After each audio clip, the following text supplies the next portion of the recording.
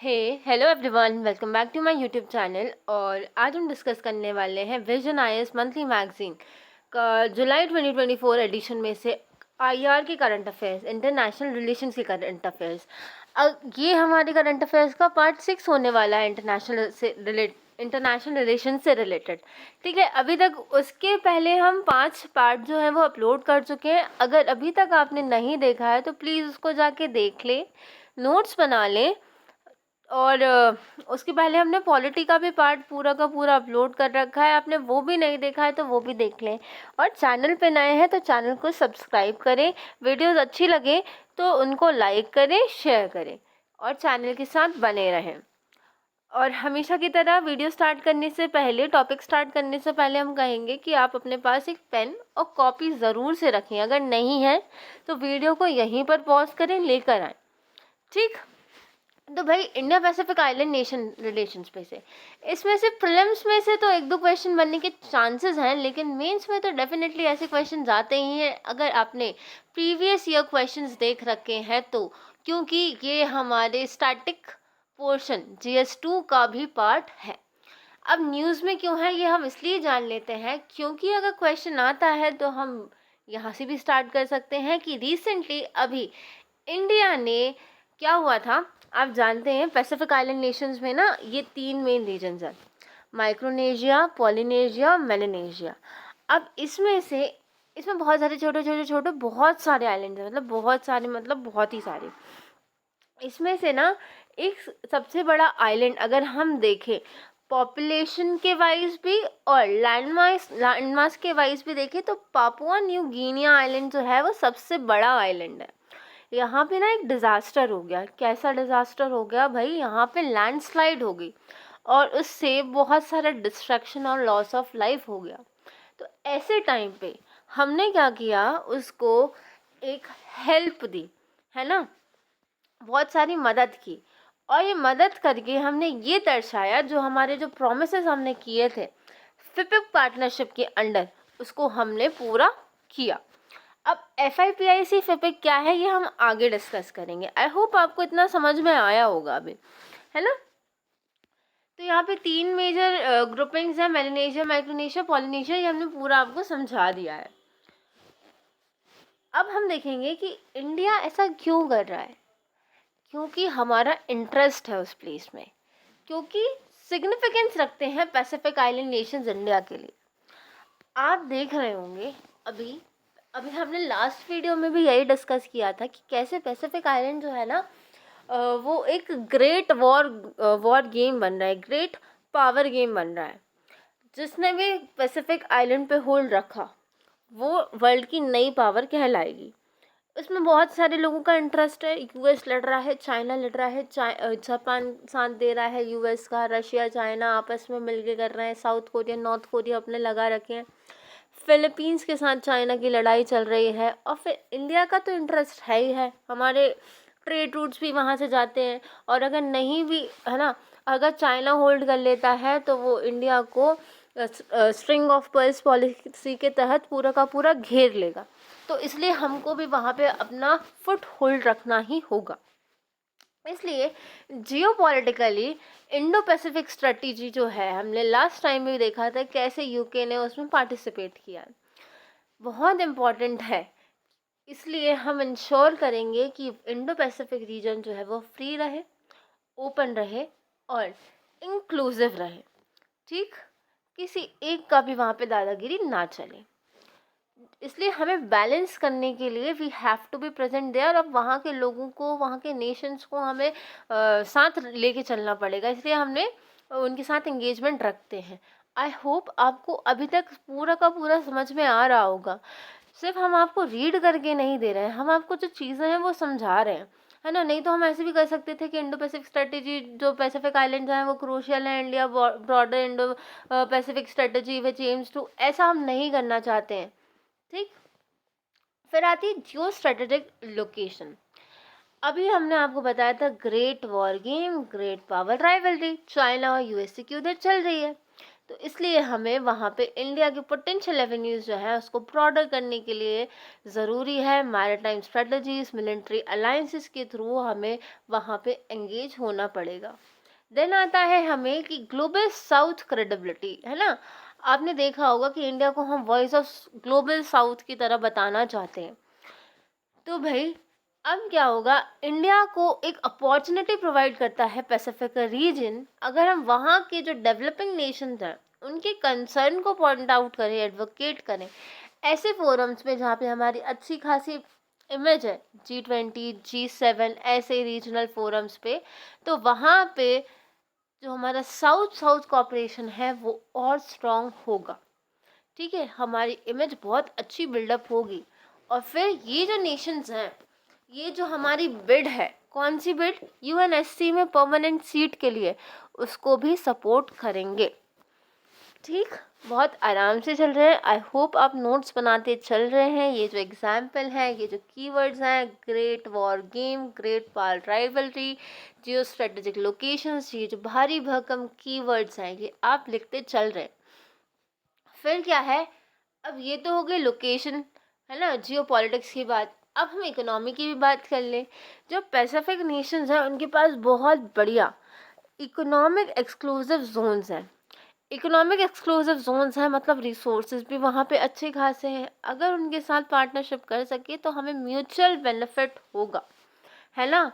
किसके टर्म्स में, blue economy के टर्म्स में। अभी हमारा जो ट्रेड है फिपिक कंट्री के साथ, है ना, ये पैसिफिक आइलैंड कंट्रीज के साथ, वो स्टैंड करता है 571 मिलियन डॉलर। 2021-22 का डेटा है ये। आप अपने मेंस आंसर में डेफिनेटली इसको कोट कर सकते हैं। हाँ, ये कम तो है क्योंकि बाकी कंट्रीज़ के साथ हमारा बिलियन में है, लेकिन इसमें तो सिर्फ हमें मिलियन में ही है, तो हमें इसको स्ट्रेंथन करने की ज़रूरत है, ये हम आगे देखेंगे। फिर आपको समझ में आ गया कैसे इकोनॉमिक एक्सक्लूसिव इकोनॉमिक जोन्स हैं, वहाँ पे है रिसोर्सेज, तो हमें म्यूचुअल बेनिफिट मिल सकते हैं। देन आता है हमारा रिफॉर्म मल्टीलेटरलिज्म। अभी हमने आपको ऊपर कहा था कि भाई जो इंडिया की परमानेंट सीट है यूएनएससी में, उसको हमने आपको क्या बताया था, रशिया भी सपोर्ट कर रहा है जब हमने इंडो रशिया देखा था, और यूके भी सपोर्ट कर रहा है जब हमने इंडो यूके देखा था। तो अगर हम इनके साथ अच्छी साठगांठ बना के रखते हैं पैसिफिक आइलैंड नेशंस के साथ, तो ये बहुत बड़ा एक मेजर रोल प्ले कर सकते हैं कलेक्टिव स्टांस खड़ा करने में इंडिया के लिए, है ना, उसको सपोर्ट कर सकते हैं ग्लोबल लेवल पे। फिर है हमारा इंटरनेशनल एक कमिटमेंट भी है क्लाइमेट चेंज का, और ऐसा हल्का फुल्का कमिटमेंट नहीं है, हम उसकी तरफ वर्क भी कर रहे हैं। इंटरनेशनल सोलर अलायंस हो, या प्राइम मिनिस्टर मोदी जी द्वारा CDIRI हो, coalition for disaster resilient infrastructure. तो इससे क्या है, बहुत सारे जो पैसिफिक आइलैंड नेशंस हैं उन्होंने इसको ज्वाइन किया है। जब हम किसी भी ऑर्गेनाइजेशन को लीड कर रहे हैं या सपोर्ट कर रहे हैं, मेन सपोर्टर है, और कोई आइलैंड कंट्री हमारे वजह से, उस आइलैंड कंट्री या कोई भी नेशन हमारी वजह से उसको ज्वाइन करता है ना, तो क्रेडिबिलिटी और बढ़ जाती है कि हाँ भाई हमारे वजह से इन लोग आ रहे हैं। ठीक है, तो हमारा एम है कि और आए और हमारे लिए वो लोग सपोर्ट भी करें। देन है strong diaspora presence and historical. हमारा वहाँ पे पापुआ न्यू गिनिया जैसा, सोलोमन आइलैंड जैसे नेशंस में हमारे कनेक्शंस हैं, क्योंकि ये लोग भी एक ब्रिटिश कॉलोनी रह चुके हैं और हम भी ब्रिटिश कॉलोनी रह चुके हैं, तो हिस्टोरिकल टाइज जो है वो शेयर करते हैं। देन है फिजी आइलैंड जैसे, फिजी पॉपुलेशन जो है वो, उसमें से 1/3 पॉपुलेशन जो है वो इंडियन ओरिजिन की है, समझे। तो we have this much connection also. फिर अब हम लोग कहाँ कहाँ पे इंगेजमेंट, इंडिया का इंगेजमेंट पैसिफिक आइलैंड नेशन में कैसे, हम ये भी देखेंगे। इससे पहले हम प्रीलिम्स के लिए ये देख लेते हैं, ये बहुत इंपॉर्टेंट है ना, ये एक्सक्लूसिवली प्रीलिम्स के लिए है कि फिपिक जो है वो 2014 में 2014 में स्टार्ट किया गया था, किस तरीके से, एक मल्टीनेशनल ग्रुपिंग की तरह पैसिफिक आइलैंड नेशंस की। ठीक है, जो कि किस लिए स्टार्ट किया गया था, इंडिया और 14 पैसिफिक आइलैंड नेशंस की कॉपरेशन के लिए स्टार्ट किया गया था। और ये किसके तहत अनाउंस किया गया था, ये इंडिया का जो ब्रॉडर एक्ट ईस्ट पॉलिसी है उसके तहत इसको किया था। मेंबर आइलैंड्स आप इतना तो याद नहीं कर पाएंगे क्योंकि 14 है, कुक आइलैंड, फिजी, किरापति, मार्शल, इन लोग सब पैसिफिक आइलैंड्स के हैं, लेकिन ये याद रख लें समिट्स कहाँ कहाँ कब कब हेल्ड हुए थे। कब का तो ठीक है, देखो अगर वो बोल दे फर्स्ट समिट जो है वो इंडिया में ही हुआ था जयपुर में, तो वो रॉन्ग स्टेटमेंट हो जाएगा यूपीएससी में। तो ऐसे वो स्टेटमेंट यहाँ से उठा के बना सकते हैं कि जो पहला है वो 2014 में सुवा आइलैंड पे हुआ था, फिजी का है। देन सेकेंड जयपुर में हुआ था 2015 में। थर्ड अभी 2023 में ही हुआ है Port Moresby Papua New Guinea में। ठीक है, पहला फिजी, दूसरा India Jaipur, then hand Papua New Guinea. ठीक, आई होप आपको याद हो गया होगा कि 2014 में स्टार्ट हुआ था फिपिक, है ना, एक्ट ईस्ट पॉलिसी के अंडर। फिर है अब हम लोग कैसे करते हैं उसके साथ एंगेज, किस किस उसमें कर रहे हैं। तो देखो अभी तक हमने क्या किया है, हमने इंडिया पैसिफिक ओशन इनिशिएटिव, कल भी हमने यूके वाला जब डिस्कस किया था उसमें थोड़ा सा इसको देखा था, जो कि 2019 में स्टार्ट हुआ था। ये क्या है, एक ओपन है, कोई भी आ सकता है, कोई भी ट्रीटी बेस्ड नहीं है, यहाँ पे कोई भी ट्रीटी नहीं। अब सुनो, यहाँ पे आप देखोगे तो आप सोचोगे कि यार यहाँ से तो मेंस क्वेश्चन ही चल रहा है। नहीं, यहाँ पे भी एक प्रीलिम्स का क्वेश्चन प्रोबेबली बन सकता है कि इंडिया पैसिफिक ओशन इनिशिएटिव जो है वो एक ट्रीटी बेस्ड इनिशिएटिव है ग्लोबल। तो नहीं, कि एक non treaty based open initiative है, जो किस लिए बनाया गया है, इसका एम क्या है, जो मैरीटाइम डोमेन है इस रीजन में, पैसिफिक रीजन में, उसको मैनेज, कंजर्व, सस्टेन करने के लिए और सिक्योर करने के लिए। ठीक, फिर आता है हमारा grants and aid and concessional line of credit. हम ऐसे क्रेडिट जो है, लाइन ऑफ क्रेडिट जो है, पैसा देते रहते हैं, ग्रांट्स एंड एड भी देते हैं इन आइलैंड्स को, ताकि ये रिन्यूएबल एनर्जी पे काम कर सकें, क्लाइमेट प्रोजेक्ट्स पे काम कर सकें। क्योंकि हमने जब पिछली वीडियोस में भी देखा था कि कैसे क्लाइमेट चेंज का जो असर है आइलैंड नेशंस पे बहुत ज़्यादा है। जब हमने आई थिंक जब हमने वो देखा था पनामा में रिलोकेशन हो रहा था, जब हमने देखा था, यस आई रिमेम्बर। आप मुझे कमेंट्स में बताएंगे कि ये कौन से मैगजीन में था और आप उसको मतलब आपने ये वीडियो देख लिया या नहीं देखी। अगर नहीं देखी है तो प्लीज़ जाके देखें, बहुत इंपॉर्टेंट टाइम है ये। अभी वी हैव 4 मंथ्स जहाँ पे हम देखिए सितंबर, अक्टूबर, नवंबर, दिसंबर में, इसमें हम पूरे साल का करंट अफेयर्स अभी आराम से कवर कर सकते हैं और मेंस को भी कवर कर सकते हैं। अगर आप अभी नहीं कुछ कर रहे हैं तो प्लीज़ जाग जाओ, प्लीज़ जाग जाओ, क्योंकि जनवरी के बाद तो सिर्फ हैफ असरनेस होती है, भागा दौड़ी होती है, फिर हम लोग होप लूज़ करने लगते हैं, डिप्रेशन में चले जाते हैं। तो प्लीज़ अभी आप ज़्यादा नहीं तो कम से कम आप मत एम करो 14 आवर्स ऑफ स्टडी, मत एम करो 8 आवर्स ऑफ स्टडी, एटलीस्ट 5 से 6 घंटे। अरे बाबा 5 से 6 घंटे भी नहीं पढ़ पा रहे हैं तो 4 घंटे ही पढ़ लें, बहुत होगा, बहुत। ठीक, बट कंसिस्टेंटली पढ़ें। और उसमें आप इस चैनल को भी इंक्लूड कर सकते हैं जहाँ पे हम करंट अफेयर्स कंप्लीट कर रहे हैं। हाँ, जून के नहीं किए हैं, अप्रैल के नहीं किए हैं, बट हम वो भी जल्दी कर देंगे अगर आप लोग कहेंगे तो। ठीक, तो हम लोगों ने ग्रांट्स एंड एड और कंसेशनल लाइन ऑफ क्रेडिट देख लिया है। फिर HADR, humanitarian assistance and disaster relief. अब भी हमने ऊपर देखा कि HADR के अंडर हमने अभी जब लैंडस्लाइड हिट की थी पापुआ न्यू गिनिया में तो हमने हेल्प की है। और फिर हमने इसका एग्जाम्पल क्या लिख सकते हैं, सप्लाई ऑफ वैक्सीन ड्यूरिंग कोविड-19 को, है ना, वैक्सीन मैत्री। फिर है भाई, जब इलेक्शंस हुए थे ना पापुआ न्यू गिनिया में, तो हमने उनको इंडेलिबल इंक दी थी। इंडेलिबल इंक समझते हैं आप लोग, वो एक इंक लगाते हैं इलेक्शंस के टाइम पे जो मिटती नहीं है, वो। फिर है Indian technical and economic cooperation, ITEC के अंडर सागर अमृत स्कीम चलती है हमारी, जहाँ पे हम 1000 ट्रेनिंग अपॉर्चुनिटीज़ देते हैं फिपिक के लिए। ठीक है, इन कंट्रीज़ के लिए फ्री स्कॉलरशिप भी है इधर के लोग के लिए। फिर India UN development partnership fund के अंडर LDCs, जो least development countries, develop countries होती हैं, SIDS के हैं, उनको भी असिस्टेंस प्रोवाइड की जाती है। इधर भी इंडिया है ना साथ दे रहा है। कम्युनिटी डेवलपमेंट, जो MOU साइन किया गया था इंडिया और मार्शल आइलैंड्स, मार्शल आइलैंड्स भी तो देखें किधर है, वहीं पर है पैसिफिक आइलैंड में। क्यों किया गया था, डेवलपमेंट प्रोजेक्ट्स के लिए, कम्युनिटी डेवलपमेंट प्रोजेक्ट्स के लिए उसको MOU साइन किया गया था। फिर इंडिया का एक 12 स्टेप एक्शन प्लान चल रहा है। ये ऐसे ये जो डार्क है ना, इनको तो आप बिल्कुल अपने नोटबुक में लिख ही ले। मेंस में आना है तो ये तो आपको लिखना ही लिखना है भाई, बहुत बढ़िया मार्क्स सील करवाएगा ये आपको। एग्जामिनर देख के दिल खुश हो जाएगा उसका, अरे वाह, एक से बढ़कर एक पॉइंट लिख रहे हैं आप, वो भी पूरी क्रेडिबिलिटी के साथ। ठीक, फिर 12 स्टेप एक्शन प्लान था इंडिया के द्वारा हेल्थ केयर सपोर्ट के लिए, तो इसलिए उन्होंने फिजी में एक hospital, cardiology super speciality cardiology hospital भी खोल रखा है।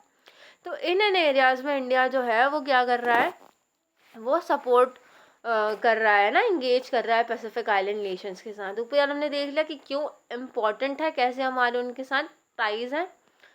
फिपिक को भी देख लिया हमने, फिर न्यूज़ कहाँ से शुरू हुई थी और कहाँ, मतलब ये आइलैंड नेशंस हैं क्या, हमने ये भी देख लिए। तो भाई अब इसमें चैलेंजेस देख लेते हैं ना, क्योंकि हमें हर पर्सपेक्टिव लिखना होता है हमारे आंसर में। सबसे बड़ा चैलेंज तो है भाई चाइना, और चाइना ही इतना बड़ा चैलेंज है, तभी तो हमको और एंगेज होना पड़ रहा है। आ जाता है वो अपना BRI लेके कहीं पे भी, और BRI लेके नहीं आएगा तो फंड कर देगा कि लो ये पैसे लो, इंफ्रास्ट्रक्चर को डेवलप करो, और फिर बोलेगा चुकाओ, और फिर नहीं रीपे कर पाते हैं तो बस कब्जा ले लेता है वो। तो इसके चलते हमको थोड़ा नज़र रखना पड़ता है ना। तो जियो पॉलिटिकल कॉम्पिटिशन है, चाइना ने अभी सिक्योरिटी पैक्ट जो है वो सोलोमन आइलैंड के साथ साइन कर दिया 2022 में। ठीक, तो ये इंडिया के लिए एक बड़ी दिक्कत की बात हो गई। फिर रिसोर्स कंस्ट्रेंट है, भाई हमारे पास भी इतना पैसा नहीं है कि हम किसी को फंड कर सकें, हमें खुद तो चाहिए अभी इन्वेस्टमेंट, डोमेस्टिक इन्वेस्टमेंट। अब ये जो हमारी एबिलिटी है वो रिस्ट्रिक्ट कर रही है सस्टेनेबल इंटरनेशनल एड और डीप ग्लोबल एंगेजमेंट को। फिर है लार्ज जियोग्राफिकल डिस्टेंस, दूर हैं भाई पैसिफिक आइलैंड्स वगैरह, है ना।